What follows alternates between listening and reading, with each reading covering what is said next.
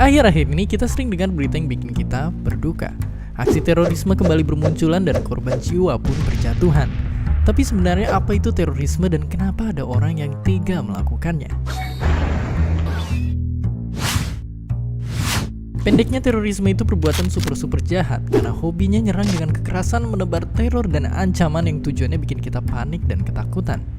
Alasannya pun macam-macam, mulai dari alasan politik kayak ingin ngediriin negara baru, gak puas dengan keadaan sosial ekonomi, sampai alasan religius kayak membela nama agama. Misalnya kayak zaman Romawi kuno waktu pemberontak mau gantiin penguasa Roma saat itu, atau kayak zaman revolusi Prancis waktu warganya rame-rame menuntut keadilan.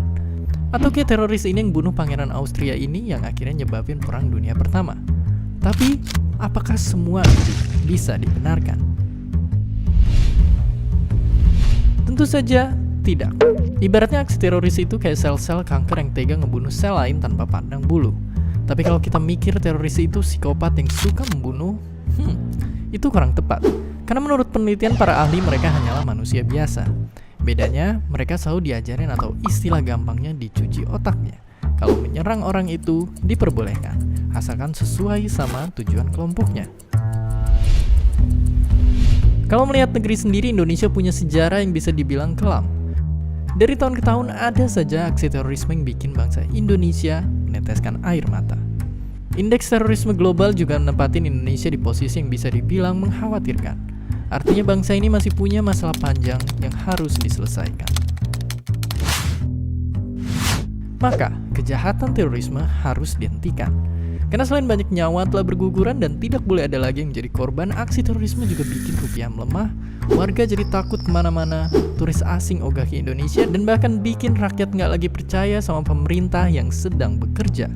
Akhirnya kekacauan di mana-mana dan kitalah yang selalu menjadi korbannya. Dan itu sudah terjadi di banyak negara, misalnya kayak di Irak dan Suriah, yang teroris di sana bikin negara mereka hancur berantakan. Atau kayak Nigeria yang terorisnya ngelarang bahkan nembakin anak-anak yang pergi ke sekolah. Atau bahkan kayak di Somalia yang negaranya terkenal dengan bajak laut yang seram. Intinya terorisme itu bikin negara jadi goncang dan sangat kacau. Pada akhirnya, rasa takut mungkin saja kita rasakan, tapi kita tidak boleh kalah, tidak boleh lengah, tidak boleh lemah, apalagi menjadi bagian dari mereka. Kita mesti melawan segala teror dan ancaman, melawan kekerasan, serta melawan penyebaran ujaran-ujaran kebencian yang jika dibiarkan, mungkin dari sanalah teroris bermunculan. Kini kita mesti bersatu, bangkit, berjuang, dan bersama-sama kita membela hak dasar manusia untuk hidup, merdeka, dan bahagia. Dan seperti biasa, terima kasih.